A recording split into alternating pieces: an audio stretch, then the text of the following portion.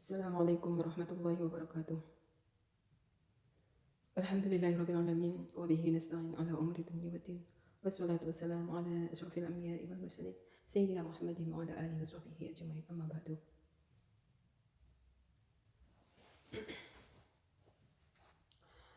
Kita mempelajari Al-Quran ayat 49 sampai 56 dari surat Ali Imran. Dengarkan baik-baik, perhatikan dengan tenang. Semoga Allah memberi rahmat kepadaku dan memberi rahmat kepada kalian semuanya. Amin, amin ya rabbal alamin. A'udzu billahi minasy syaithanir rajim. Bismillahirrahmanirrahim. Wa rasulan ila bani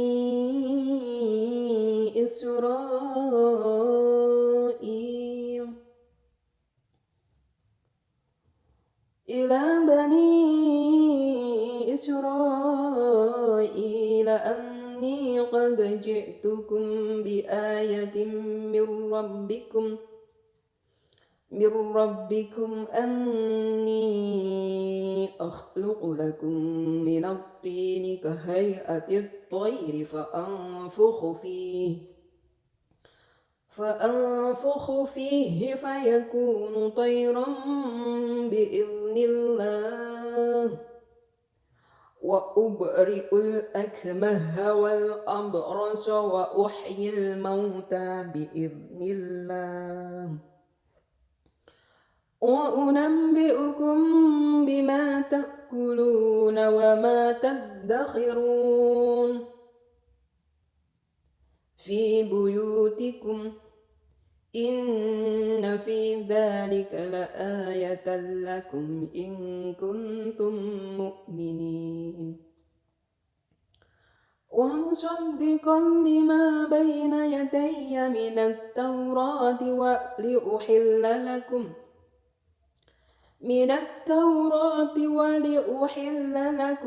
بعض الذي حرم عليكم وجئتكم بآية من ربكم فاتقوا الله وأطيعون إن الله ربي وربكم فاعبدوه هذا صراط مستقيم فلما أحس عيسى منهم الكفر قال من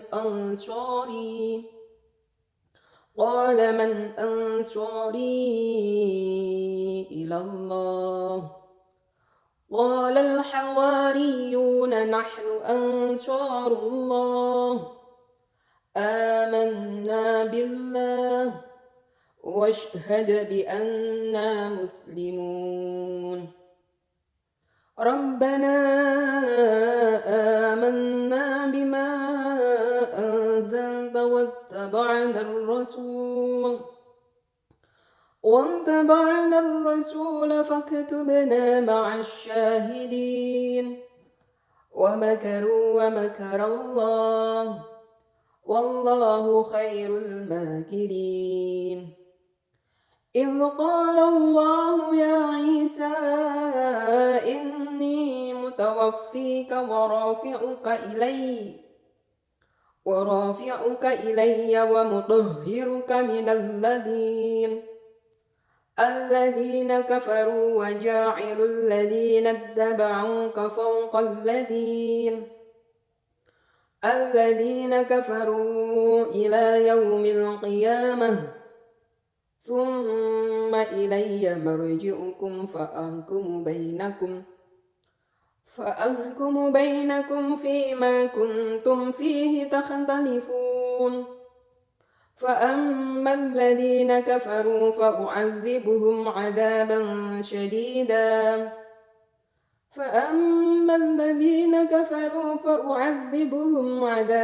شديدا في الدنيا والآخرة وما لهم من ناصرين. Sadaqallahul azim. Alhamdulillahirrahmanirrahim. Nah, demikian tadi belajar membaca ya. Ayat 49 sampai ayat 56.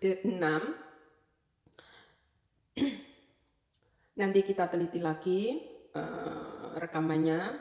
Kalau ada yang salah, di situ letak salahnya. Kalau toh benar, alhamdulillah. Makanya kita itu belajar setiap hari, belajar Al-Quran agar tahu di mana letak kesalahan kita. Terus kalau kita itu terus istiqomah, continue dalam belajar membaca Al-Quran, insya Allah Allah akan memberi kelancaran, Allah akan memberi kemudahan. Lidah kita yang kaku ya dalam membaca Al-Quran, karena bahasa kita setiap hari itu bahasa Jawa ya.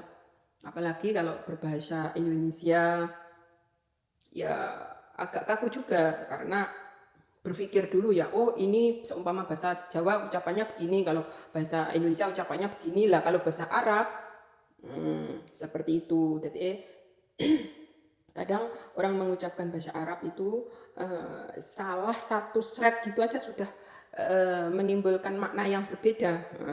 Makanya kita terus belajar, direkam, didengarkan agar tahu kesalahan kita. Bukan untuk kita itu wah gitu, agar kita diwah orang, tidak. Karena apa? Al-insanu mahallul khata' wa nisyan. Jadi manusia itu tempat salah dan lupa.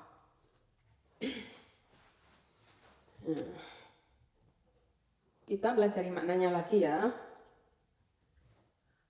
Dengarkan baik-baik, perhatikan dengan tenang. Semoga Allah memberi rahmat kepadaku dan memberi rahmat kepada kalian. Amin.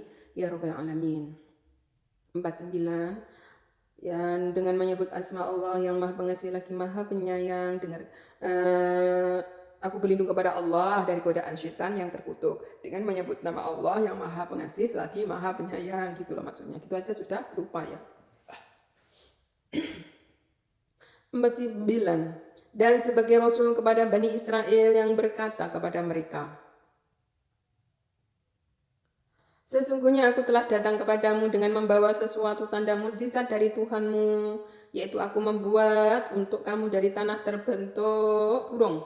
Kemudian aku meniupnya, maka ia menjadi seekor burung dengan seizin Allah. Dan aku menyembuhkan orang yang buta sejak dari lahirnya, dan orang yang berpenyakit sopak, dan aku menghidupkan orang mati dengan seizin Allah.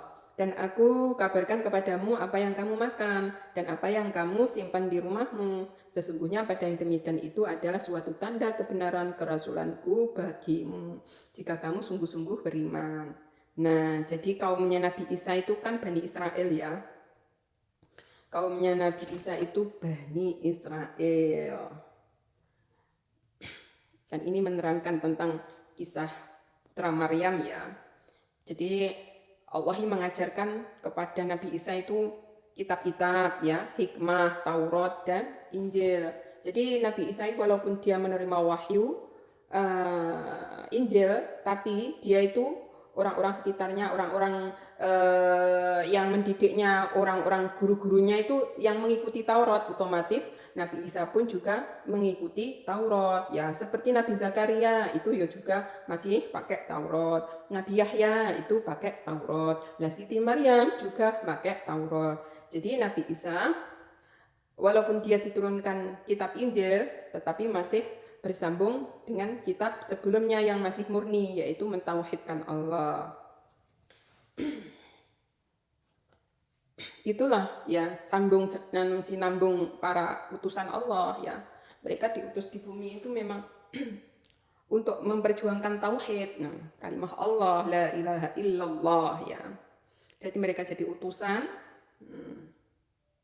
yang Allah yang maha berfirman dari yang awal sampai yang akhir. Nah, jadi pada zamannya Nabi Adam, Idris, Nuh, Hud, Soleh, Allah berfirman kepada para nabi. Ada yang lewat malaikat Jibril, ada yang langsung.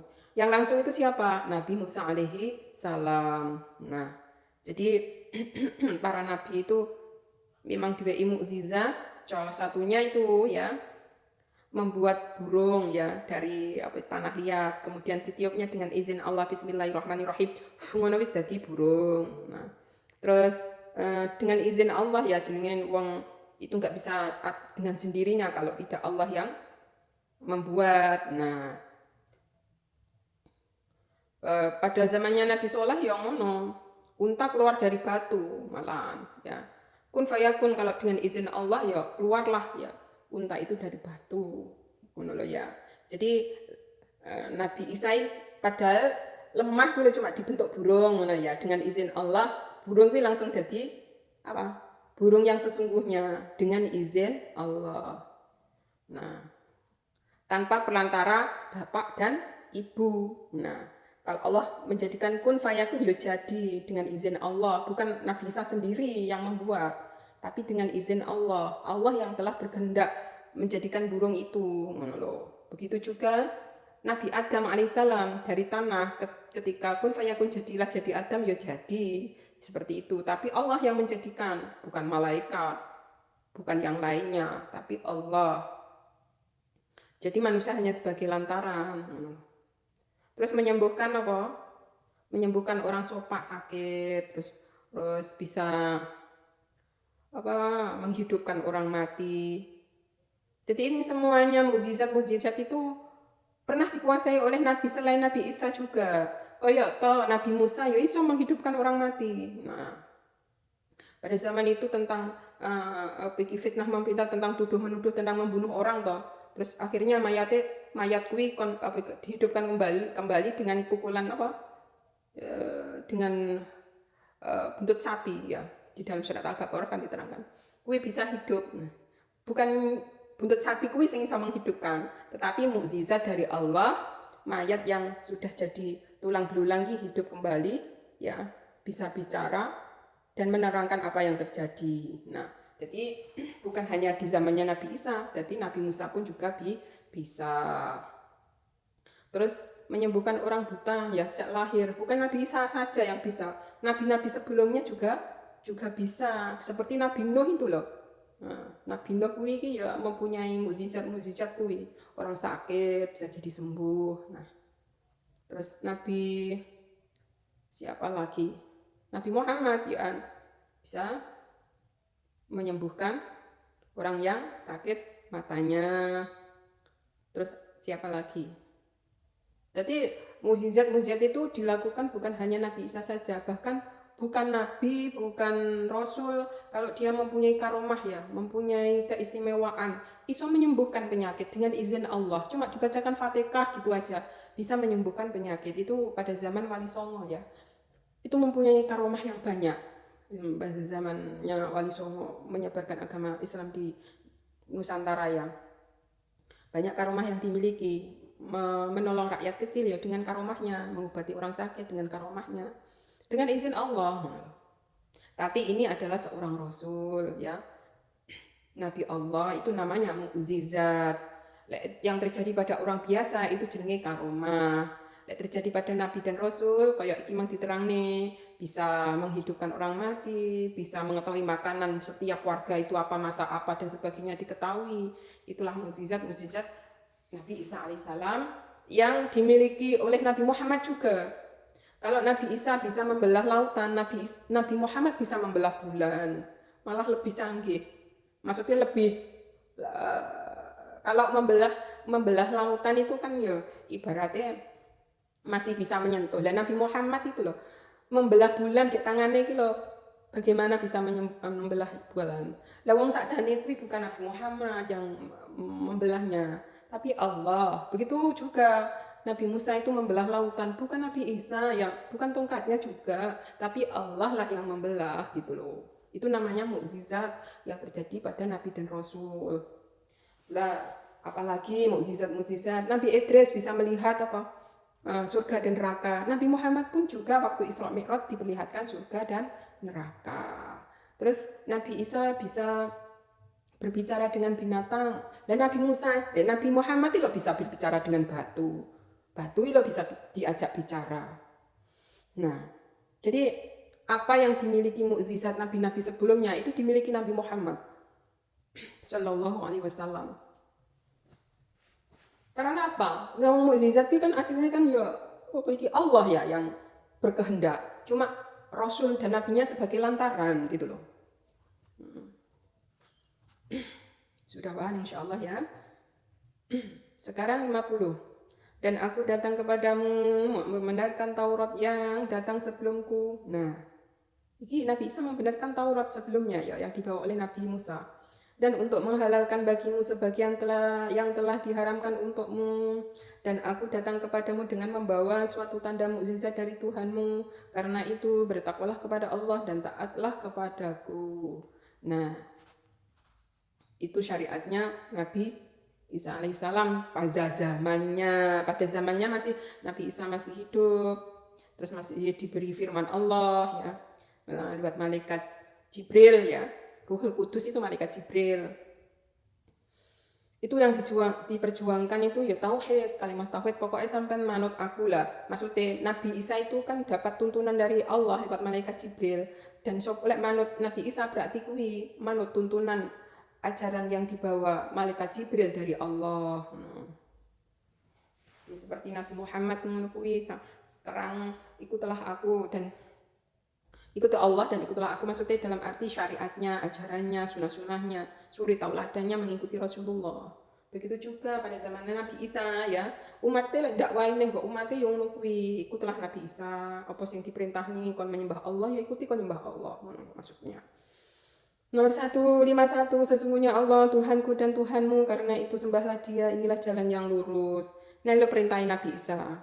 Jadi Nabi Isa itu enggak menyuruh dirinya untuk disembah. Malah justru Nabi Isa menyuruh, Allah itu Tuhanku dan Tuhanmu. Ya. Karena itu sembahlah Dia, sembahlah Allah. Inilah jalan yang lurus. Jadi Nabi Isa enggak menyuruh untuk menyembah dirinya, tidak. Dia seorang utusan ya. Ajarannya berbalik sekarang.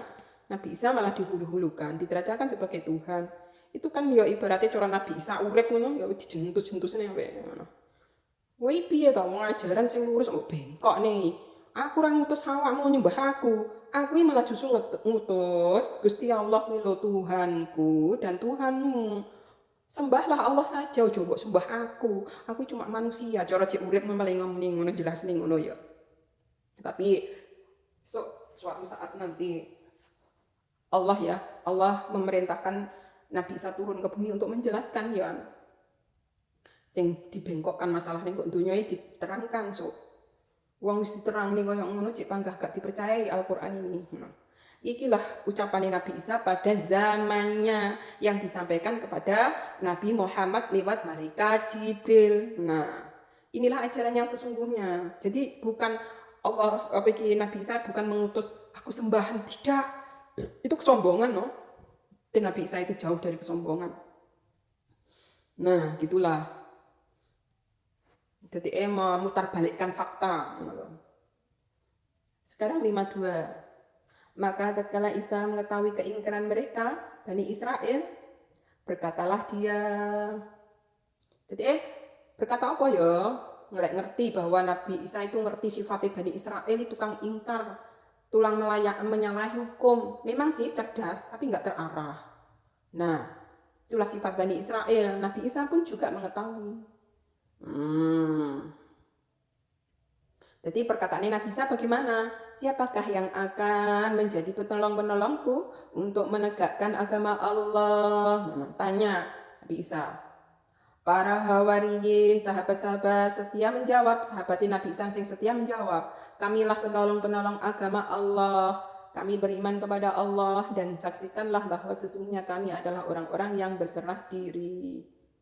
Jadi sing sahabat tok kuwi sing iso jawab ngono kuwi. Lah Nabi Isa pun ngerti sing ingkar sapa ya ngerti. Kalau dia seorang nabi ya. Yaitu Bani Israel. 53 ya Tuhan kami telah beriman kepada apa yang telah Engkau turunkan dan telah kami ikuti Rasul. Karena itu masukkanlah kami ke dalam golongan orang-orang yang menjadi saksi tentang keesaan Allah. Nah, itulah doanya bahwa dia meyakini bahwa tidak ada Tuhan selain Allah. Doanya sangat beriman kepada Rasulnya, yaitu Nabi Isa alaihi salam. Pada zamannya. 54. Orang-orang kafir itu membuat tipu daya dan Allah membalas tipu daya mereka itu, dan Allah sebaik-baik pembalas tipu daya. Jadi pada zamannya Nabi Isa apa enak wong kafir? Jawabnya ada. Itu Allah menerangkan bahwa orang kafir itu membuat tipu daya. Wong kafir ki sapa sih? Wong kafir ki wong sing gak percaya Gusti Allah Tuhannya. Lan gak percaya pada zamannya itu ada utusannya. Contohnya pada zamannya Nabi Isa ngono ya. Gak percaya Gusti Allah lan ora percaya Nabi Isa itu utusan. Zamannya pada Nabi zamannya Musa, ya wong kafir ki wong sing gak percaya pada Allah lan ora percaya Nabi Musa, Nabi Harun kuwi utusan Allah. Jenenge kuwi wong kafir. Nah, jadi wong kafir ki seperti itu maknanya. Kalau dikatakan orang nggak beriman kepada Allah, nggak beriman kepada Rasulullah ya. Contohnya sekarang aja orang tidak beriman kepada Allah, tidak beriman kepada Nabi Muhammad, terus dikatakan kafir. Kok marah? Jangan marah, memang arti dari orang Islam mengatakan kafir itu seperti itu. Nggak iman kepada Allah, tidak beriman kepada Rasulullah, itu sebutan kafir. Sejak zaman dahulu kala ya. Di dalam bahasa Al-Quran ini seperti itu, orang kafir.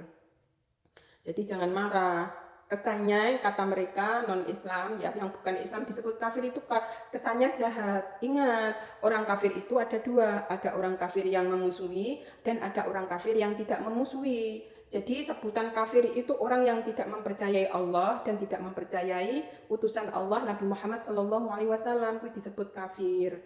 Jadi kalau kamu itu di non muslim, maksudnya non muslim disebut kafir, jangan marah. Karena apa? Kafir yang baik itu banyak menurut.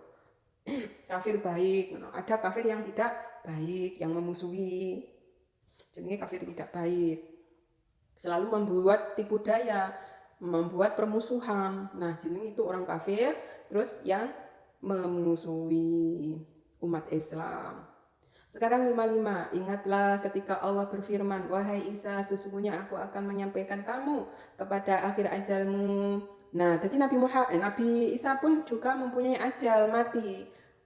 Allah itu berhak untuk mematikan dan Allah berhak untuk menghidupkan. Nah, gitu loh. Dan mengangkat kamu kepadaku serta membersihkan kamu dari orang-orang yang kafir. Dan menjadikan orang-orang yang mengikuti kamu di atas orang-orang yang kafir hingga hari kiamat. Kemudian hanya kepada akulah kembalimu, lalu aku memutuskan di antaramu tentang hal-hal yang selalu kamu berselisih padanya. Nah, jadi orang-orang kafir ya, itu ada sampai hari kiamat loh, mengikuti Nabi Isa ya. Jadikan orang yang mengikuti kamu di atas orang-orang yang kafir hingga hari kiamat. Nah, jadi wong-wong sing gak beriman Allah itu satu ya, tidak meyakini Nabi Isa itu utusan, gak meyakini Nabi Muhammad itu utusan, itu ada sejak nanti sampai akhir kiamat. Buktinya sampai akhir kiamat, contohnya orang yang mengakui Nabi Isa Tuhan ya, ada Tuhan 3 dan tidak meyakini Nabi Muhammad Nabi akhir zaman, wis disebut kafir. Itu enek sampai hari kiamat.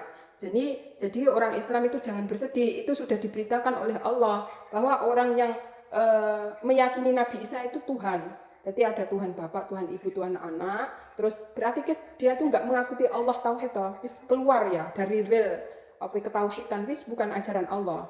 Terus wis eneng sampai hari kiamat. Nah, diterangi Gusti Allah sampai hari kiamat wong kafir kuwi. Wong sing nggak percaya Allah tak satu, lan nggak percaya Nabi Muhammad utusan Allah sampai akhir zaman. Nabi Muhammad utusan yang terakhir itu nggak percaya, wis disebut kafir. Jadi wong kafir koyo ngono wis eneng sampai dino kiamat. Nah, wis diterangi Gusti Allah ya. Dan hanya kepada akulah kembalimu, lalu aku memutuskan di antaramu tentang hal-hal yang selalu kamu perselisihkan padanya. Nah, kemudian hanya kepada akulah kembalimu, lalu aku memutuskan di antaramu tentang hal-hal yang selalu kamu perselisihkan padanya. Soalnya aku diadili ngono lho. Allahu Akbar. Adapun orang-orang yang kafir, maka akan kusiksa mereka dengan siksa yang sangat keras di dunia dan akhirat. Dan mereka tidak memperoleh penolong. Nah, jadi wong-wong kafir, Gusti Allah kadang dianugerahi dunia itu yang luas. Dunia yang bisa semena-mena di dalam dunia karena mempunyai kekuasaan, mempunyai uang ya. mempunyai jabatan, bisa. Jadi wong kafir-kafir kuwi ya, memang dia di dunia bisa buat kerusakan, yang dunia bisa berbuat saenake, tapi nenggo akhirat Allah ya akan menyiksa mereka sepedih-pedihnya. Itu jenenge keras. Siksa yang sangat keras di akhirat. Dan gak enek sing nolong jan gak enek. Jadi wong-wong sing tertindas, orang kafir yang dolim, tertindas orang kafir yang apa iki berbuat semena-mena sehingga mati ya. Tapi sing di Abu Dhalim itu membawa keimanan, maka dia tempatnya surga. Nah, jadi wong sing kafir yang jahat, bengis, kejam, semena-mena, membunuh orang saenake, kuwi sok ning alam akhirat diadili lan gak enek sing nolong dhek. Mbok dhek jerit-jerit minta tolong ning neraka ora enek sing iso nolong. Mergo ning alam donya gak duwe rasa tobat, rasa impas. Mereka berbuat kezaliman, wis gak beriman kepada Allah, gak beriman kepada Nabi Muhammad SAW, terus berbuat kerusakan di bumi, maka terakhirnya tempatnya neraka jahanam dan tidak ada penolong pun. Nah, diingat-ingat ya. Jadi orang yang mulia itu apa? Orang yang mulia itu hidup di dunia ya, di jalan yang lurus penuh dengan iman, Islam, ihsan ya, terus memperjuangkan kebenaran, memperjuangkan keadilan ya. Jadi memusuhi kezaliman ya. Zalim itu apa sih? Zalim itu orang yang tidak menempatkan sesuatu pada tempatnya, itu jenenge zalim. Jadi memerangi kezaliman itu adalah pahala. Nah, kalau tidak bisa dengan perbuatan, dengan ucapan, kalau tidak bisa dengan ucapan ya paling enggak hati kita itu berdoa kepada Allah, hati ya mendoakan kepada Allah, semoga Allah itu memberi hidayah kepada semua manusia yang berbuat kerusakan menjadi insaf dan bertobat mumpung hidup ning alam dunia. Dene wis ngono wis ra keneng, pangkat tetap kezaliman ada, ya wis berarti wis gak kena ditolong ning akhirat masuk neraka jahanam selama-lamanya karena ning alam dunia ora gelem bertobat. Demikianlah keterangan ayat Ali Imran ayat 49 sampai 56. Apabila ada yang benar boleh diikuti, apabila ada yang salah boleh dikritisi agar kedepannya menjadi pandai. Tetapi memang diri ini adalah bodoh sekali ya. Apabila ada salah kata mohon maaf yang sebesar-besarnya. Ihdinas siratal mustaqim. Wassalamualaikum warahmatullahi wabarakatuh.